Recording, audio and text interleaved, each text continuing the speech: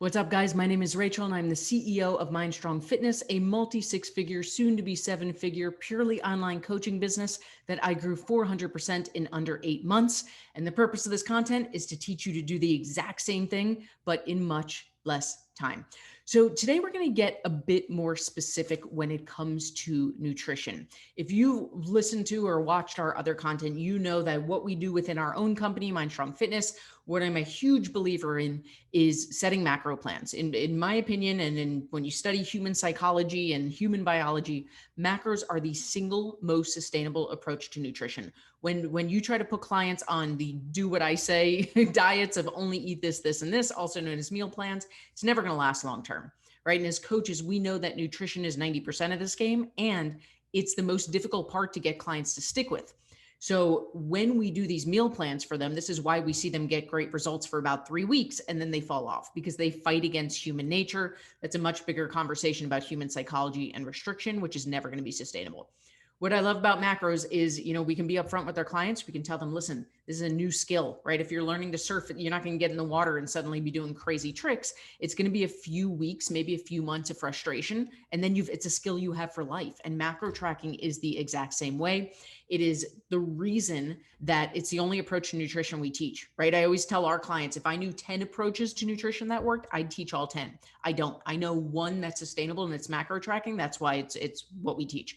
If you're new to macro tracking, we have a course that will teach you everything you need to know as a coach. We introduce you to what macros are, why they're the single most sustainable approach to nutrition. We teach you how to set macro plans. We teach you how to coach, to teach your clients about macros. We even teach you how to structure a macro coaching business, and that'll be linked below. It's called MindStrong Macro School.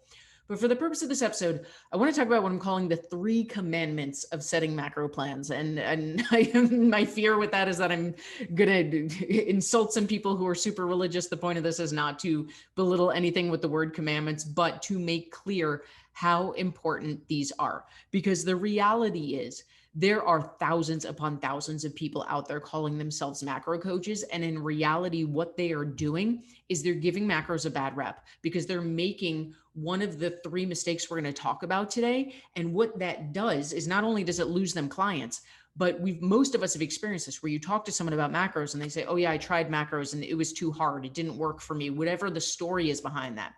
And as we talked about in earlier episodes, that's not their fault. That's the fault of the coach because they're teaching it or they're setting plans incorrectly.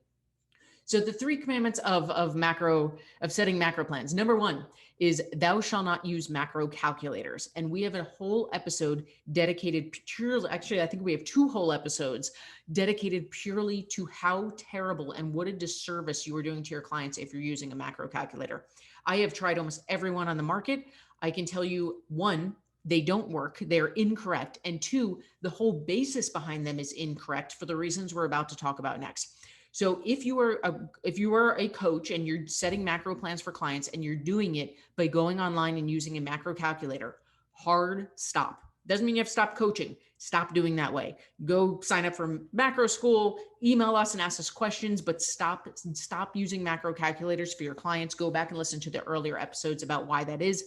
You are doing them a wild disservice. It is the worst way you can be setting macro plans. Now, the second commandment is thou shalt not set their clients' starting numbers at their goal numbers. And that's a mouthful, but here's what that means. Whether you're using a macro calculator, which I hope you're not, or if you're using a formula, when you set macro plans, you use a formula to do that if you're not using a calculator. There's nothing wrong with this formula. If you sign up for MindStrong Macro School, we use a formula also. The problem is this. What most of those coaches out there are doing is they're using the formula and they're putting that on a piece of paper and saying to their clients, here you go, here's your macro plan.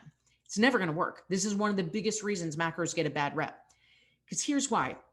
If you were to look at how your client is currently eating, the way we do it is we always have clients track their food for 5 to 7 days first, because we want to see how they tend to eat on average. If you were to have Susie Smith track her food for 5 to 7 days, and you saw that Susie is eating on average 40 grams of protein a day, because most people undereat in protein. But you use this formula and it said Susie should be eating 140 grams of protein. So you're using this formula, you're handing Susie her macro plan saying, here you go, eat 140 grams of protein a day.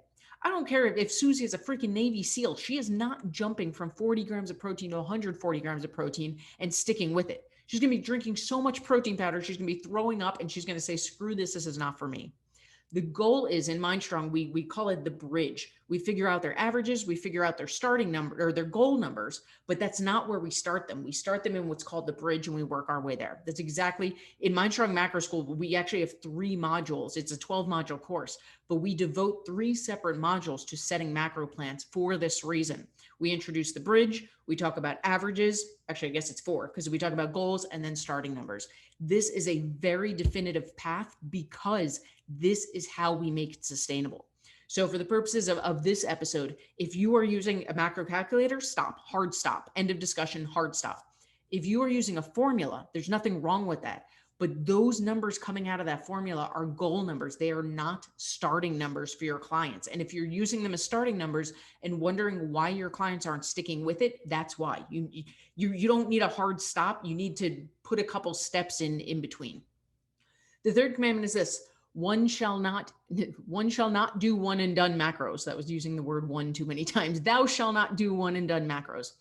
I could start a whole 7-figure business of setting one and done macro plans because the amount of times I get messages on social media saying, hey, can you just do a macro plan for me without setting me up with coaching or anything? And my answer is absolutely not. And then I go on and explain why. Macros aren't one and done, right? When you learn the process the correct way, and I'm purposely using the term correct, we have the way that they tend to be eating, their starting numbers. We have their goal numbers from that formula, and then we have that bridge. Now, if I just hand someone their numbers of that bridge, they're not going to be able to do this on their own, right? Unless you're a macro coach, they don't know when to adjust. They don't understand that why we're not jumping to goal numbers, right? I could explain it in a document and we do, but they need someone who knows what they're doing to know how to tweak and adjust. Secondly, the nature of macros is that they're not one and done. Again, the way we do it of their averages, their goals, and the bridge, that those averages are from 1 week of eating, 5 to 7 days. That doesn't mean that is spot on how someone tends to eat. So typically what happens, and we explain this full disclosure to our clients, listen, we're going to look at how you tend to eat. We're going to look at your averages from that week. We're going to set you in the middle of those averages and this goal, but it's going to be closer to how you tend to eat. Because listen, learning a skill is challenging enough. We don't need to make this harder with massive leaps, and our bodies don't love massive leaps. And over time, we're going to slowly work toward those goal numbers. Now, what's going to happen is as your clients start to lock the skill in more and more, they're going to notice tendencies, right? In our company, we do weekly check-ins. And one of the most important questions we ask in those check-ins is, what tendencies do you notice? So they might notice things like, I'm not hitting my protein yet, or I tend to be high in carbs, low in fat, or I tend to be high in fat, low in carbs. Macros take tweaking and adjusting, and they take tweaking and adjusting by someone who knows how to do it. So if I just hand you your one and done macro plan and you don't know how to do that, you're just going to give up, right? And then that becomes a knock on your company. That becomes a knock on macros as a whole. That person is out. They go back to the yo-yo dieting train. So if you are allowing people to pay you for one and done macros without any kind of coaching, I highly, highly, highly encourage you to do away with that service. Again, if you're a coach and hearing me talk about not using goal numbers or starting numbers, all that, and it's overwhelming you, if that's new to you, don't worry. We have a whole program designed to teach you exactly how to do this, and I will link it below. But for the purposes of today's content, there are 3 commandments to setting macro plans. Thou shalt not use a macro calculator. That is number 1. That is a hard stop, non-negotiable if you want to have a successful business and do right by your clients. Number 2, thou shalt not set goal numbers as starting numbers. Again, we call it the bridge between those 2 things. And number 3, thou shalt not do one and done macro plans, because that is not the nature of macros. Macros take tweaking and adjusting, and that's what you as a coach are there for.